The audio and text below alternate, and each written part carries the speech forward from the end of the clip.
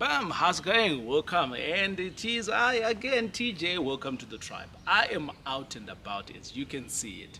And today I'm going to be on a tour. In this tour, it is very close to my heart because not only it is a tour of a property, it's a tour of a property that is in a green space.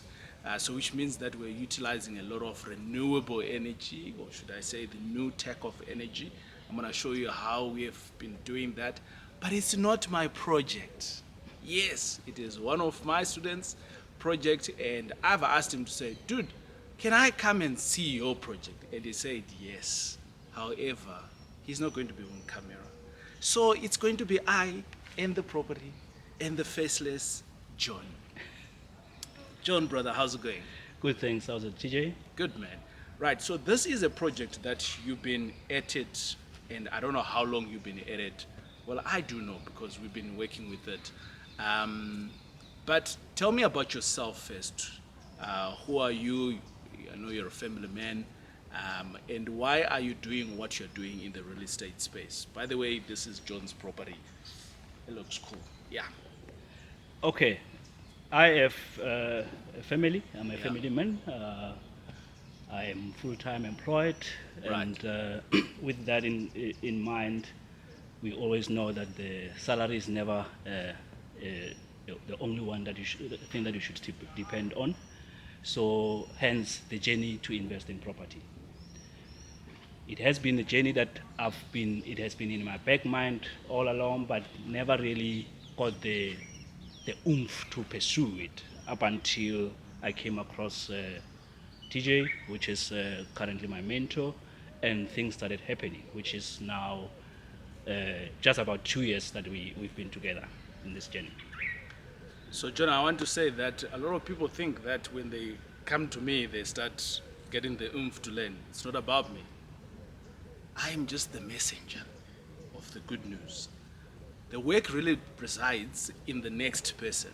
I'm just giving you the guidelines. You do the work. You've been doing the work.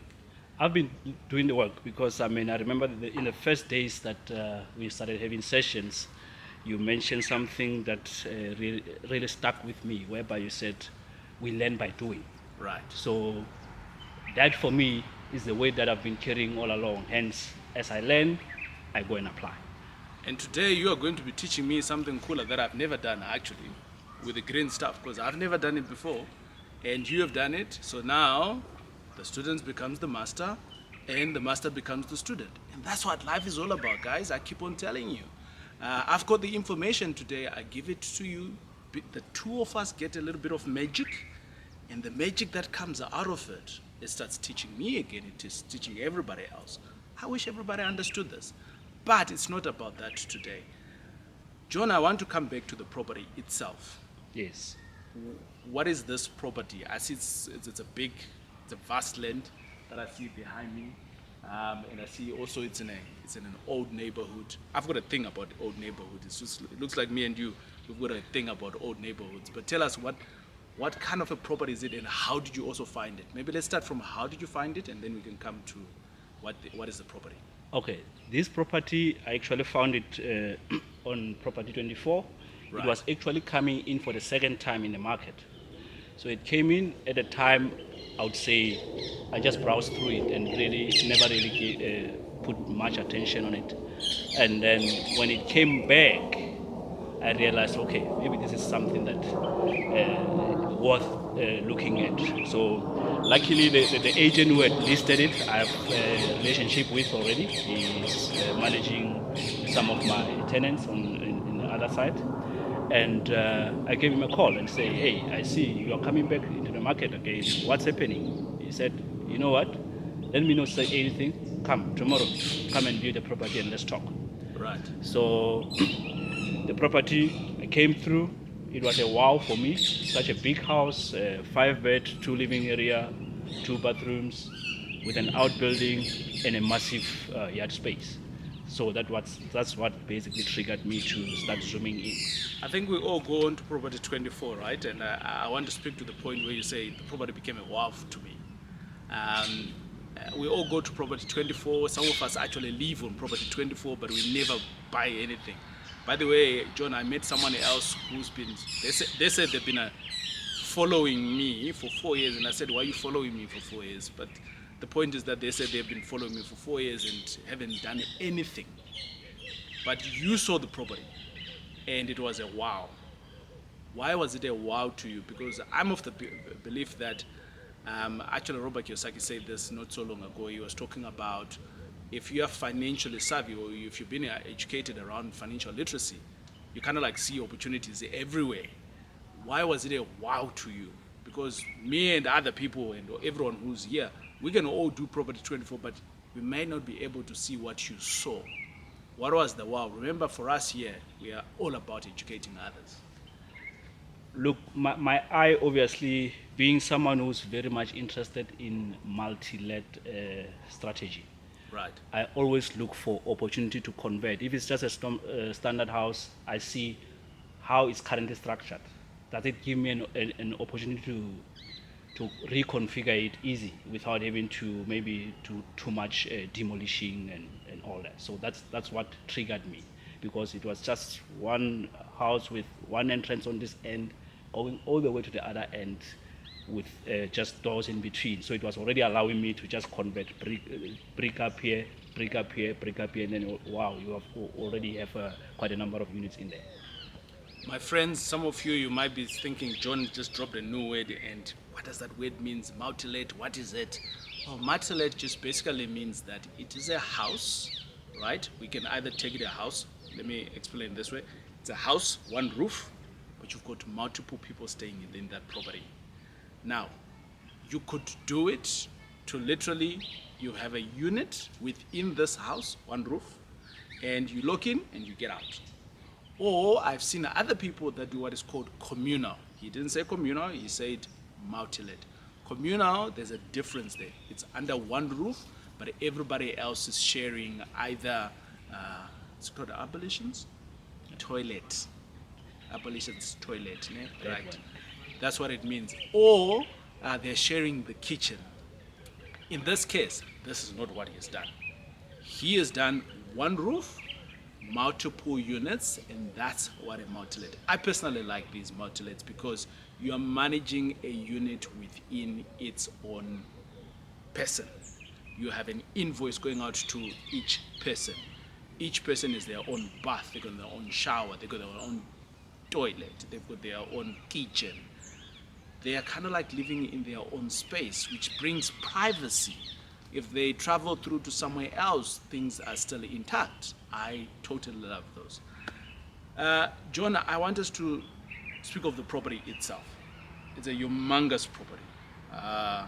I've been, with COVID, we're all staying indoors now, so walking is not a thing. So just walking along this property alone has made me tired. How big is it? Well, the earth is just 1,750. 1,750. Yeah. So it's in an old neighborhood, because newer neighborhoods, you don't find such big yards. Why did you go for such a big earth-size property? It becomes important given the strategy we are investing in, which is multi-letting. I mean, imagine today here we have tenants who are driving. Yeah. So you need to be in a position to can provide parking to start with. Right. And also not just parking, I mean, people need to be able to sit outside under the trees and all that and enjoy themselves and Right. feel at home. Okay, good stuff. So you're sitting on just below 2,000 squares, and you already have these units that you have. Are you making money or are you losing money? Because I always see a lot of people that go in and they invest.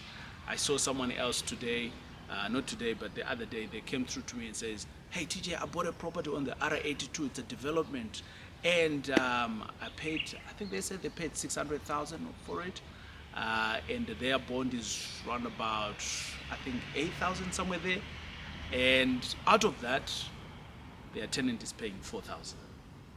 And I said, brah, you are losing money. Why? Right. So just run us high level numbers of how you have acquired the property. This is from a numbers perspective, how you acquired the property, or how much was it, and now the conversion that you have done, Is it fully done with the conversion, or do you still have another phase to go through? I don't know. And what is your current collections as it is? And then we can talk about the future part. Okay. The property, when it was on the market, it Yeah. was listed just under 2 million, and the value at the time, in terms of market value, we were talking 2.3 easy. Right. Why I'm saying that? Because hardly few months before I came in, a neighbor just purchased at 2.3. Wow. So we are in the same area, same earth size, probably roughly the same square meter in terms of the house itself. High five to you. So you made literally 300K in your balance sheet by just buying the property. It is actually 500K because we settled at 1.8 My man. purchase price. All right. I love this. Right. So I think if this is all confusing you, that's okay. John, I mean, you didn't start by getting this the way you're doing it now, right? It sounds so easy. I also didn't start off like that. But with learning, got to it. And here we are.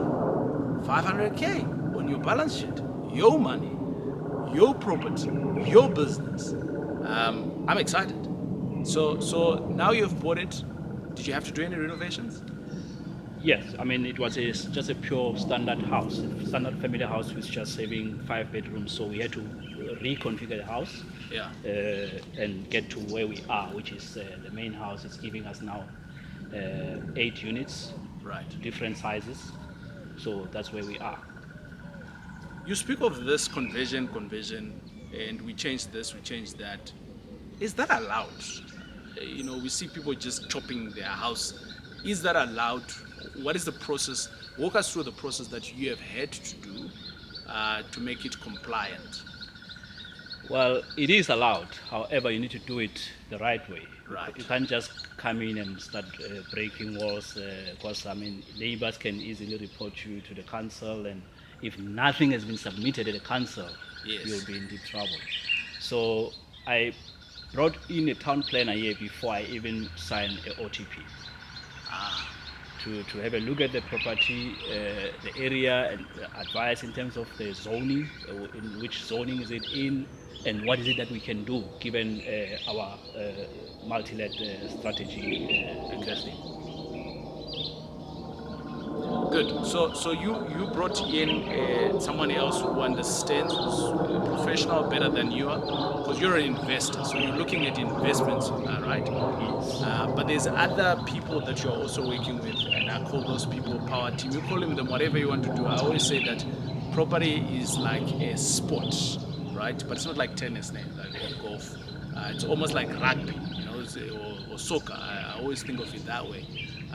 You as the investor, you've got this ball, and at some point, the ball needs to be passed on to someone else. So in this case, you passed on the ball. The real estate came through with the ball and said, "Hey, there's the ball here. It's gold." And you're like, "Yes, I like it." But you took it and you passed it on to your town planner, who says, "Yes, we can do something here." And he then gave you a strategy that you were happy with, and you deployed that. And he has taken that now, he posted to the council. The council says, yes, we can. They give you the authorization. And the ball came back to you again. You went to the bank, you threw the ball to the bank. You came back again. They said they want some deposits. Is that correct? Deposit from the bank perspective? Correct. Nothing. You paid no deposit on the property? Paid no deposit on the property. Okay. So you were buying a property at a low, and the value is high. So you almost got like 100%. 100% of what you asked for, so there's actually no deposit. Yes. And you have made money on your balance sheet. Correct. I like that. Right. So in total, how much are you collecting? People always want to hear. They want to hear the making money part of it, but they don't want to do the work. But John, I like you because you're doing the work and you're earning the money. Simple. Well, in total, we are currently collecting 35,800. 35,800. Let's do the maths. 35,800, that's your collections. And your bond now, interest rate has gone up. Everybody is complaining. Interest rate is going up. You still chilled. Yeah, we absorbed how many increases since our governor started increasing the repo rate. And it's because you stress test your deal. You've got a higher income than what you're paying for, and what you're paying for repaying at the bank, you've got a big cash flow, profit. If you don't know what cash flow is, it's profit. And out of that, even if the interest rates continues to go up, you still have a margin. I always say to people, live your life with margin. If you're getting paid 10 grand, only spend 5. You have margin, right? If you're in an argument, don't argue with everything. Leave some for the margin. Life has options, and the options only come in if you have margins. I want us to take us on a walkthrough of the actual property. Right, so we're just going to do a walkthrough of the actual property. And John, this is the front of the property, correct? Yes, this is the front of the property. Okay, so I see you've got a sliding door where we are now. Yes. Was this there? What was it before? This was actually a kitchen slash dining room. Right. With the access on the other end. So that was a window where we see the sliding door. It was a window similar to the one on the right. Right. And we changed that to a sliding door. So my friends, I apologize profusely. We're not going to go into the units because it's fully tenanted. And the guys were not comfortable for us to shoot in there. But on our right here, what was it before and what have you turned it to be? The previous owner here had already started converting a double garage to a, call it flatlet. Okay. So it was already set up in that way. We just did more the internal side of things to do the finishing. Right. Yeah. And it looks like this here is a driveway to somewhere. Correct. The driveway to the parking area. Okay. Right behind the yard. How many units do you have here in total? We have 8 units all in all. Combination of 1 beds. Right. And bachelors. And what's coming up on our left-hand side here? What have you turned this into? We have an outbuilding here which we haven't yet done anything on it. We're just waiting for a few things to be finalized, which in the next month it will be finalized from the consent use and the planning perspective. Yeah. And then this will be converted to a unit or 2 units, depending. So what is it at the moment? It's just a pure outbuilding. It's got a room, it's got a bathroom. So, but the setup is not. It might force us to actually change the bathroom completely because it's leading from the out to the outside. Okay. This looks like a living area. It is a living area for specifically for that unit that we are looking at, the sliding. Right. So that's a bachelor unit in there, and then we have private kind of like living area right in front of the unit. A lot of people, should I say, a lot of investors, they tend to forget the washing line. Oh yes. And it's normally the last thing that then comes through. But I see you've got these all over the yard. We had to. Okay, cool. And what I'm seeing also here is it's almost you've got these are prepaid meters? Yes, this is water, or call it utility management system. So it's Right. a prepaid meter in there. Each unit has got a prepaid meter for water. Right. What is the cost of prepaid meters the last time you did this installation? This is something around 3,000 because the ones that I was specifically looking for were not available at the time. I went for whatever was available at the time. Right. Yes. But what kind of peace of mind or working has this given you now? Because I see quite a lot of people not even going through with prepaid meters for water specifically. Now this is very much important because you need to understand if someone is not paying for something, then they would not take good care of it. So when they know that they are paying for water, they will use water sparingly. I told you of my one building that I used to own, and at one point we were paying water and the bill was around about 120,000 per month. And when we installed prepaid meter, it dropped to around about 70,000. Yeah. Right. In this area here, what is this area now? This is just an area which actually forms part of the outbuilding. It was Yeah. clearly indicated tenants are not making use of this area here. Right. So yeah, it's basically going to form part of the upcoming unit that will be coming through here on the outbuilding. You got good tenants that don't like to do chisanyama, eh? You need to select your market, your target market. Right. Beautiful tree where the guys can actually chill. So this is front of some units, but the back of some units. Correct. Okay, all right. Cut this area.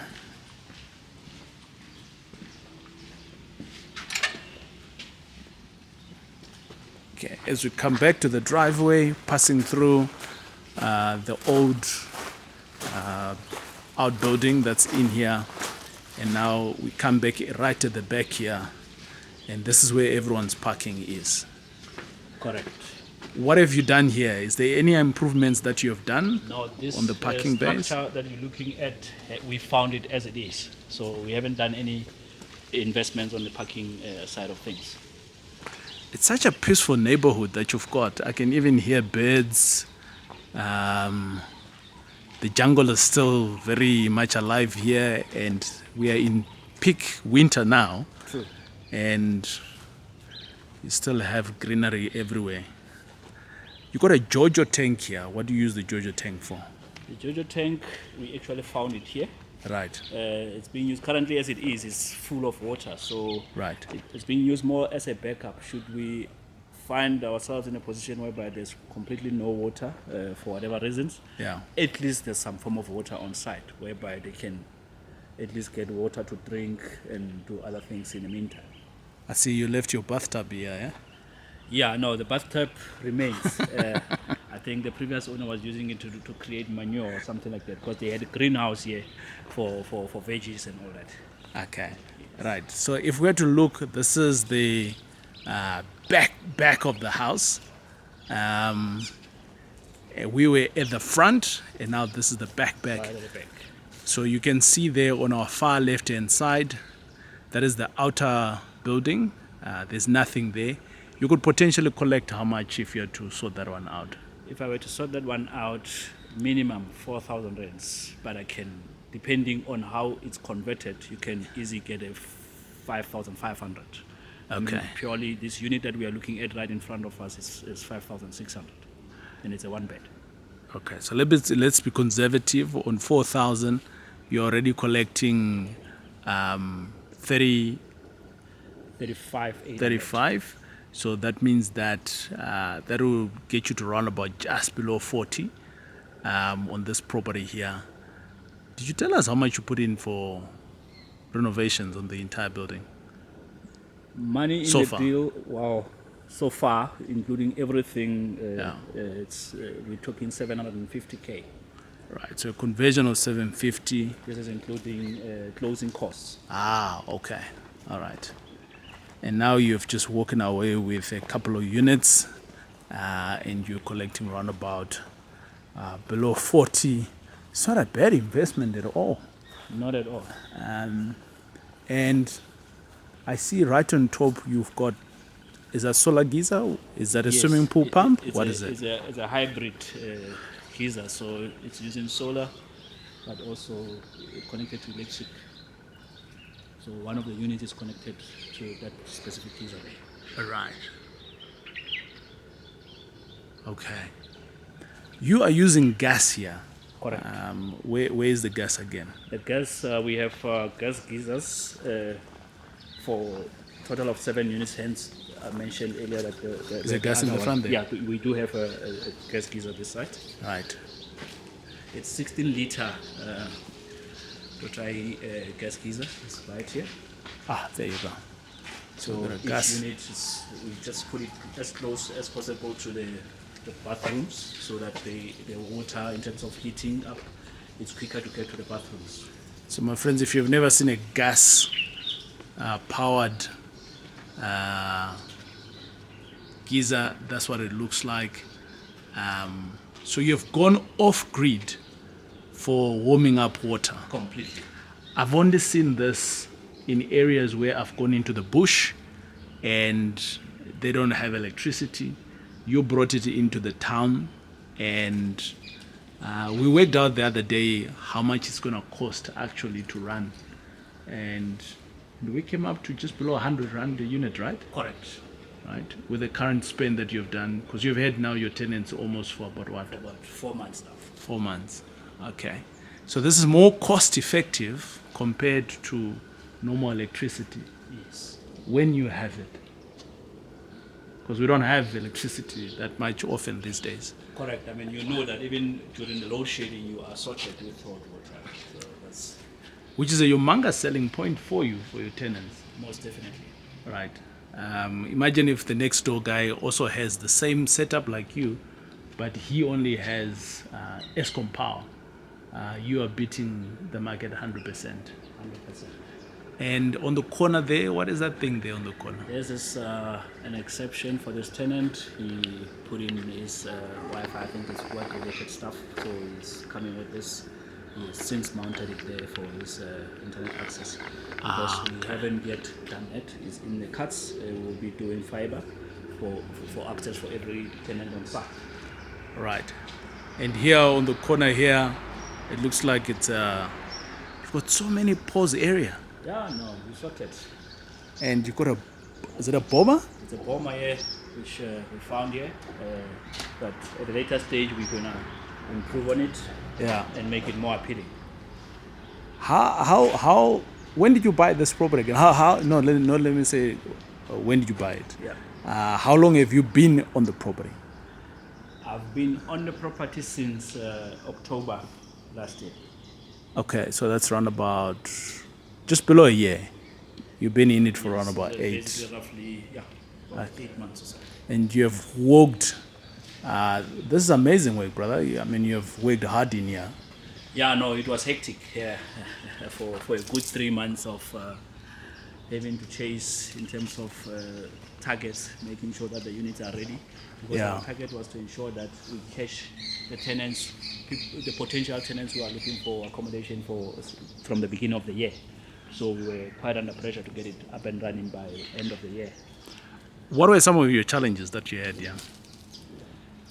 In terms of conversion, I think the main challenge is more the project management part of things. When you have a contractor on site who is not really clear, it always needs direction. You need to keep on giving him direction. If you are not on site, then you will find things not moving as you have planned. So that was a major challenge for me. Yeah. Okay. Other than that, everything else went swiftly well. Everything went swiftly well, I must say.